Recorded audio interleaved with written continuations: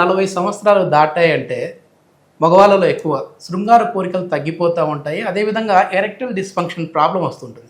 అంటే అంగస్తంభన సమస్యలు వస్తూ ఉన్నాయి. సో ఎందుకు ఈ ప్రాబ్లం ఎందుకు వస్తూ ఉందంటారు? అంటే మీరు ఎట్లాగూ సైకియాట్రిస్ట్ కూడా సో ఇది సైకలాజికల్ ప్రాబ్లమా లేదంటే ఏదైనా మన బాడీలో చేంజెస్ వలన?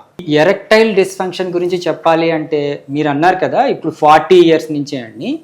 యూజువలీ 40 ఇయర్స్లో కోమార్బిడ్ కండిషన్స్ అంటాము. మనము డయాబెటీస్ కానివ్వండి, హైపర్ టెన్షన్ కానివ్వండి, థైరాయిడ్ ప్రాబ్లమ్స్ కానివ్వండి, హైపర్ కొలెస్ట్రీమియా అంటాం. అంటే రక్తంలో కొలెస్ట్రాల్ లెవెల్స్ పెరగడం కానివ్వండి, వీటి వల్ల ఏమవుతుంది అంటే అంగానికి రక్త సరఫరా తగ్గి ఎరెక్టైల్ డిస్ఫంక్షన్ రావచ్చు.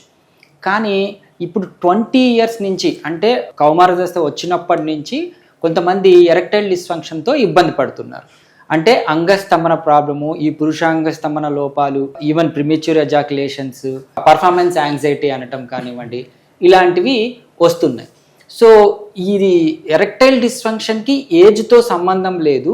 బట్ మీరు అన్నట్టు 40 ఇయర్స్ తర్వాత కొద్దిగా ఈ ప్రాబ్లమ్స్ ఎక్కువ వస్తున్నాయి.